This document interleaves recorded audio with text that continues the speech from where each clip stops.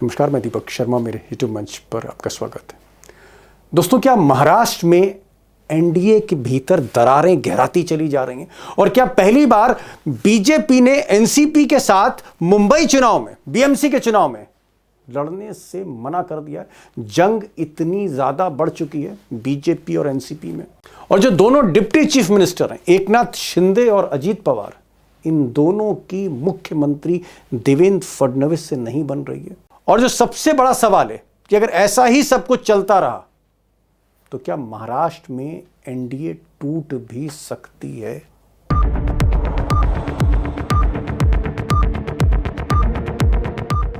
अब दोस्तों, एक पुराना गाना है, मतलब निकल गया तो पहचानते नहीं।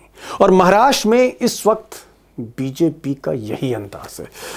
और ये बात मैं इसलिए कह रहा हूं क्योंकि एक वक्त पर ये जो अजीत पवार हैं, शरद पवार के भतीजे, जिनको तोड़कर बीजेपी ने एक नई पार्टी, या यूं कहिए शरद पवार की पार्टी इनको दे दी थी। एक समय में अजीत पवार बीजेपी के लिए ऑक्सीजन थे, एक समय में वो गहरे दोस्त थे। लेकिन आज की तारीख में बीजेपी के बड़े बड़े नेता अजीत पवार के पीछे हाथ धो के पड़े हैं।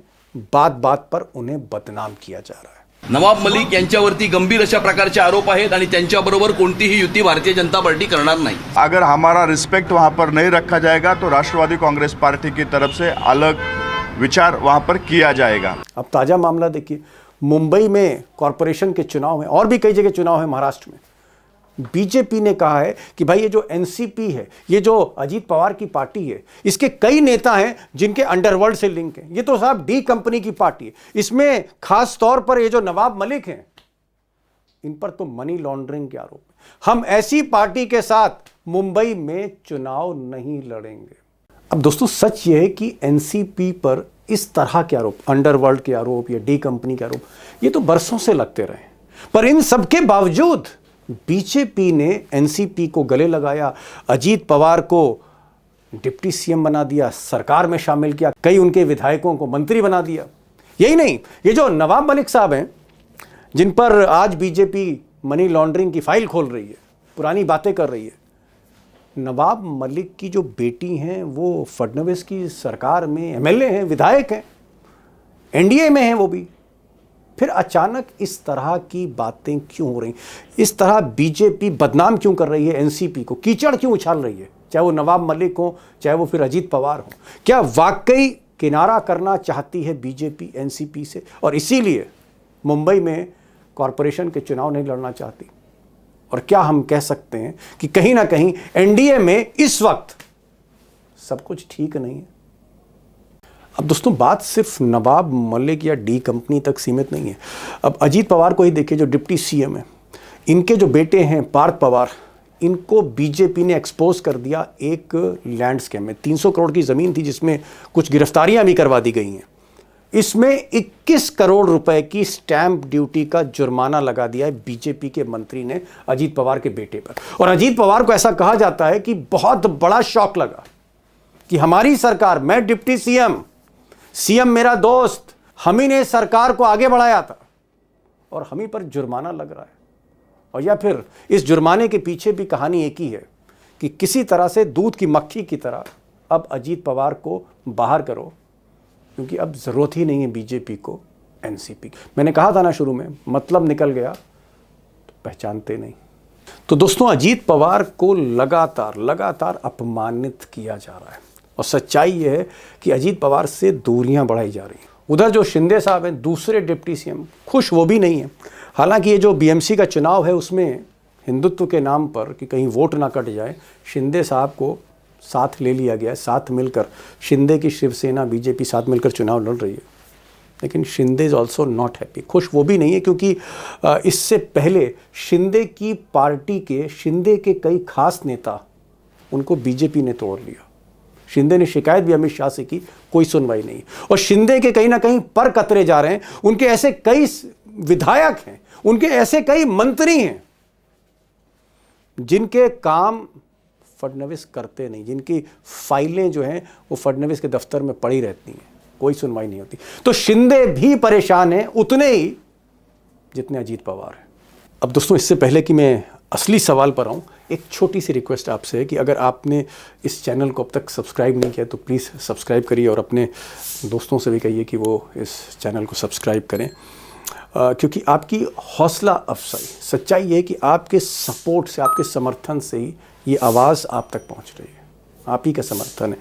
और मैं चाहूँगा कि आप अपने आइडियाज़ देते रहिए, कमेंट बॉक्स में जाके आप कमेंट कर सकते हैं, आइडिया दे सकते हैं कि किस तरह की खबरें मैं और करूँ, क्या कमियाँ हैं, खामियाँ हैं, वो भी आप बताएं, और चैनल को प्लीज़ लाइक भी करिए।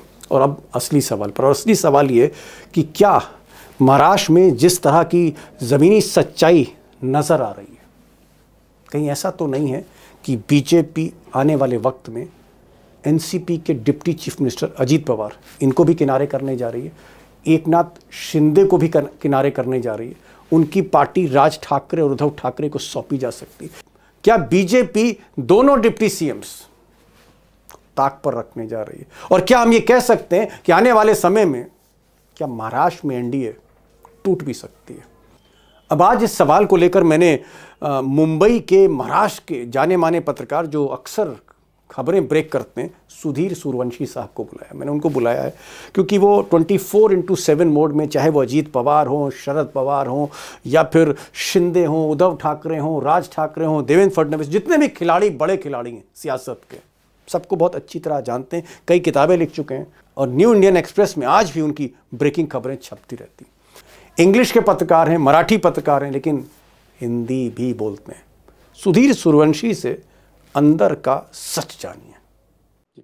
मैं जो सवाल पूछना चाह रहा था कि ये ठीक है कि एकनाथ शिंदे चीफ मिनिस्टर बनना चाहते थे और मोदी जी ने आखिरी टाइम पे उनका पत्ता काट दिया, उनको डिप्टी सीएम कर दिया और अपने शिष्य चेले देवेंद्र फडणवीस को मुख्यमंत्री बना दिया, एकदम ठीक है बात। और शिंदे तब से छिड़ गए।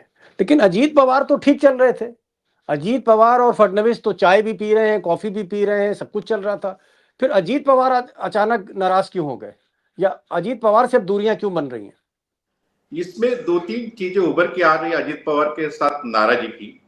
पहली जो बात है कि अजीत पवार के जो बेटे पार्थ पवार, उनका जो पुणे का जो लैंड का जो स्कैम है, जो मसला वो बाहर आया है, और उससे सिर्फ अजीत पवार की एनसीपी डैमेज नहीं हो रही, अजीत पवार ने डैमेज हो, लेकिन बाकायदा पूरी सरकार जो महायुति देवेंद्र फडणवीस के नेतृत्व में जो सरकार बनी वो पूरी डैमेज हो रही है। तो एक परसेप्शन बन रहा है कि भाई बीजेपी की सरकार है, लेकिन करप्शन जोर शोर से चल रहा है और करप्शन रुका नहीं है। ये एक पहला परसेप्शन गवर्नमेंट के अगेंस्ट में बहुत ही बड़ा जा रहा है। और दूसरी बात उभर के आ रही है कि अजीत पवार और शरद पवार के बीच में बहुत डायलॉग चल रहा है, तो ऐसा हो सकता है कि दोनों साथ में आ सकते हैं। तो उसी वजह से बीजेपी भी उसकी वजह से भी खपा होगी कि क्यों शरद पवार और अजीत पवार साथ में आ रहे हैं। तो उनको एक्चुअली शरद पवार को डैमेज करना था, डैमेज तो किया, लेकिन उनको रिवाइव नहीं करना है शरद पवार ओके, बड़ी बात आप कह रहे हैं। आप कह रहे हैं कि शरद पवार और अजीत पवार, चाचा और भतीजे, फिर से दोबारा उनके बीच में संवाद शुरू हो गया है। बीजेपी को लगता है कि कहीं अजीत पवार वापस शरद पवार के साथ ना चले जाएं, इस वजह से थोड़ी सी दूरियां हैं। दूसरा कि अजीत पवार का जो बेटा है वो एक बड़े जमीन घोटाले में फंस गया, उसमें कहीं बीजेपी वालों का खेल।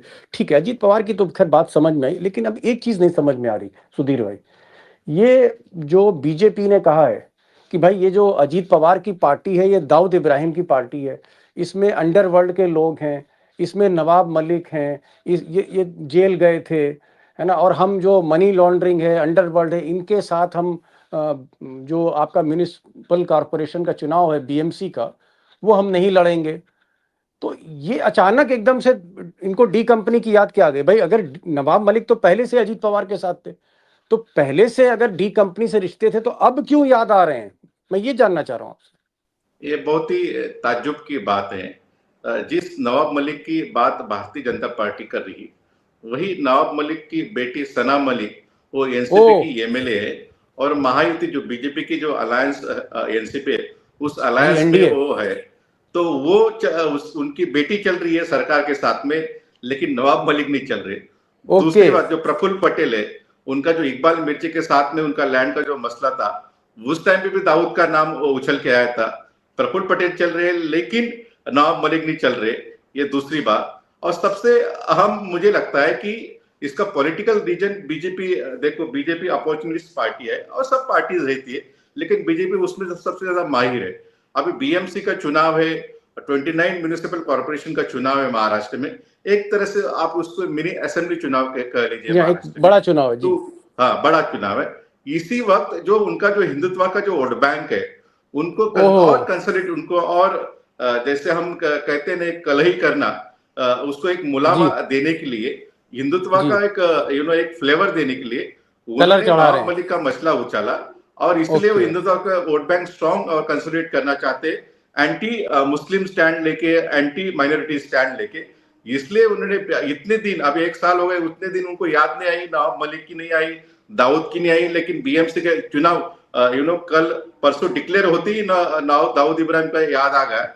इसका मतलब है इलेक्शन में ये मुद्दा बुनाना चाहते हैं। बड़ी बात कह रहे हैं सुधीर भाई, कह रहे हैं दोस्तों की नवाब मलिक जिनके ऊपर ये आरोप लगा रही है बीजेपी की, दाऊद इब्राहिम गिरोह के जो हैं कहीं ना कहीं इनसे लिंक जुड़े हुए हैं, अंडरवर्ल्ड के आदमी हैं, है ना। लेकिन दूसरी तरफ नवाब मलिक की जो बेटी है सना, उसको टिकट दे रखा है, उसको अपनी सरकार में ले रखा है मोदी जी की पार्टी ने। तो ये एक कॉन्ट्रडिक्शन है। दूसरी तरफ प्रफुल्ल पटेल, वो भी एनसीपी के बड़े नेता हैं, उनके भी दाऊद इब्राहिम के दाहिने हाथ इकबाल मिर्ची के साथ उनके रिलेशन सामने आए थे, और वहां भी बीजेपी ने अपना लिया। तो बीजेपी ये कह रहे हैं अवसरवादी मौका परस्त पार्टी, अब क्योंकि चुनाव आ रहे हैं तो भाई हिंदुत्व की राजनीति करनी, इस वजह से उनको डी कंपनी के लोग याद आ रहे हैं और एनसीपी पर निशाना साधा जा रहा है। ठीक है सर, समझ गया मैं। एक चीज और मैं पूछना चाह रहा हूं कि क्या आपको लगता है, मतलब ये चुनाव अगर हम बीच में किनारे कर दें, मैं आगे की बात कर रहा हूं, क्या आने वाले समय में आपको लगता है कि बीजेपी अपने दम पर सरकार चला सकती है? और क्या अब शिंदे और अजीत पवार की बिल्कुल जरूरत नहीं है? जैसे दूध से मक्खी को बाहर फेंका जा सकता है, ऐसे फेंक सकते हैं, कोई जरूरत नहीं है बहुत ज्यादा? देखो, जो महायुति अलायंस है, ऊपर जो एनडीए उसको कहा जाता है, उसमें 3 पार्टीज महाराष्ट्र में है। एक है भारतीय जनता पार्टी, दूसरी एकनाथ शिंदे की शिवसेना, और तीसरी अजित पवार की एनसीपी। हम थर्ड पार्टी से शुरू करते हैं, अजित पवार की एनसीपी। अजित पवार की एनसीपी का सिर्फ एक ही सांसद लोकसभा में, वो है सुनील तटकरे, वही उनके स्टेट प्रेसिडेंट भी है। अभी एक सांसद की ज्यादा इतना मायना नहीं रखता जब सेंटर की पॉलिटिक्स आती है, और स्टेट में उनके 40 के लगभग विधायक है। अभी देखा जाए कि नंबर बीजेपी के पास तो बहुत भरभक्कम नंबर है, 130 133 उनके खुद के विधायक है, जो मैजिक फिगर 145 है, और काफी इंडिपेंडेंट उनको सपोर्ट भी है। तो on their own BJP can run the government, ऐसा कोई इश्यू नहीं रन करने के लिए। इसलिए एनसीपी की तो बिल्कुल उनको अभी तो सिचुएशन की जरूरत ही नहीं है। इसलिए वो दाऊद का मसला उछलना और पार्थ पवार का मैटर मीडिया में ज्यादा दिन चलना, ये सब चीजें हो रही, क्योंकि अजित पवार को एक तरीके से ह्यूमिलेट करके उनको तो बाहर निकालना, लेकिन ह्यूमिलेट करके निकालना है, उनको एक तरह से डैमेज करके निकालना। ये एक्सरसाइज बड़े जोर तोर से और कुछ दिन चलेगी। और दूसरी पार्टी है एकनाथ शिंदे की शिवसेना। शिवसेना के बारे में ऐसा है कि सेना के 60 के करीब विधायक महाराष्ट्र में, और ऊपर भी 9 से 10 सांसद उनके लोकसभा में। लेकिन इसलिए शिंदे का महत्व दिल्ली में ज्यादा है, इसलिए जब ये यहाँ पे खफा होते हैं तो वो दिल्ली जाते हैं, अमित शाह जी मनाते हैं जी। हाँ, तो उनको मनाते हैं दिल्ली में। तो उसी वजह से शिंदे अभी भी एंटरटेन बीजेपी कर रही है। लेकिन महाराष्ट्र की जो लीडरशिप है, आपने देखा हो तो कुछ दिन पहले उन्होंने एक पूरा ऑपरेशन लोटस बाकायदा जो शुरू किया था, वो एकनाथ शिंदे के सेना के एमएलएस के अगेंस्ट में शुरू किया था, सेना के अपना एकनाथ शिंदे के लोगों के अगेंस्ट में शुरू किया था। तो इसका मतलब क्लियर है कि वो सेना का जो शिवसेना है, शिंदे सेना, उसको भी डैमेज करना चाहते हैं, उसको भी कटुसाइज करना चाहता है। यानी उसको उनको महाराष्ट्र के पॉलिटिक्स में ओमनी प्रेजेंट का हो, ओमनी पोटेंट का होना है आगे की जो दिन की राजनीति चलेगी उसमें। और उसी 2029 के लिए सभी ये स्ट्रैटेजी भारतीय जनता पार्टी कर रही है। तो उनको कोई अपोजिशन तो बिल्कुल नहीं है, लेकिन साथ में जो लोग हैं उनको भी कंप्लीटली नेग्लिजिबल और मीनिंगलेस करने का प्रयास चल रहा है। ओके, सुधीर भाई ने बहुत सही बात कही कि अजीत पवार के सिर्फ एक एमपी हैं, इसलिए मोदी को बहुत जरूरत नहीं है।